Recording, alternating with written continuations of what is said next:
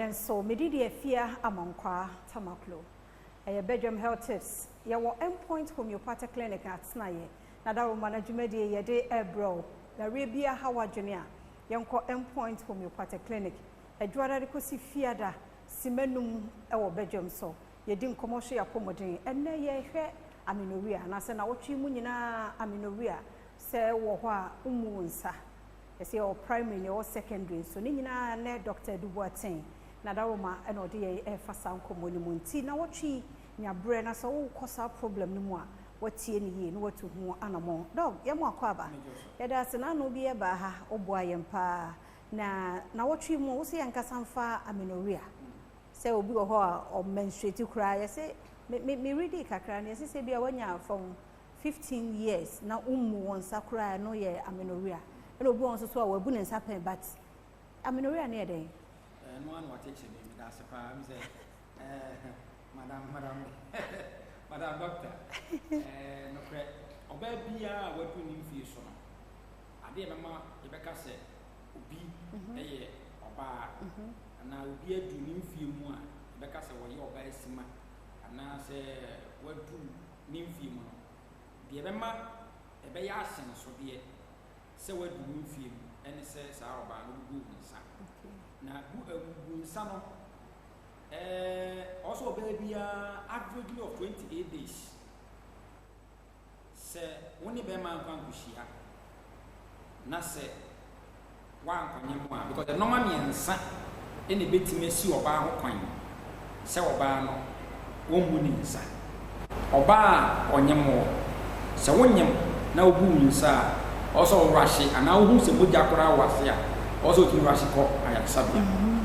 Oba, what do menopause?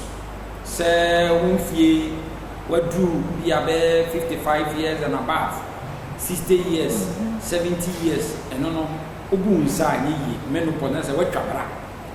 Oba, all breastfeeding, exclusive breastfeeding. A bit more one side, and I'm so all year exclusively one side. And can be a normal. Someone now moves, I normal. What do menopause and now breastfeeding? Now, apart from that, what do you feel Mununquabi? Also, baby, average of 28 days and also boom. Okay. Now, said it was a kayan, so bad to bear 15 years, 16, 20 years, not moon in Sada. If I can say, or Amenorrhea, if I can say, primary Amenorrhea, say Nipan. At that time, I was at Wabuni inside. To a morning inside a medical condition, I can say Amenorrhea. And now, baby, also I know a bunny inside.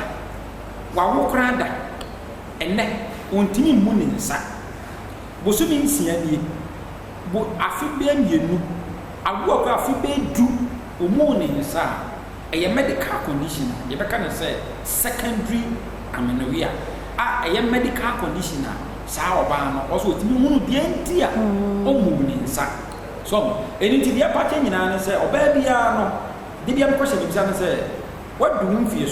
Why one yam? What a key and yes, one yam. Who you shoot test strip? Why one yam? Also, a woman, also a woman menopause. Why one breastfeeding? We saw what say.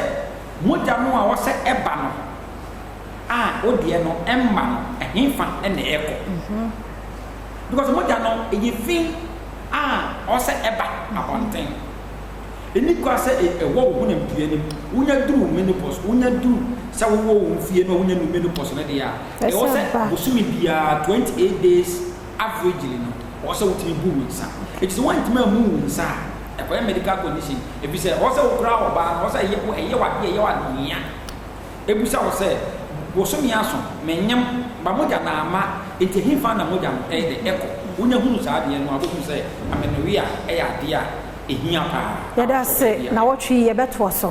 It is opposite of endpoint. Number near 0244 86 70 68 0244 86 70 68.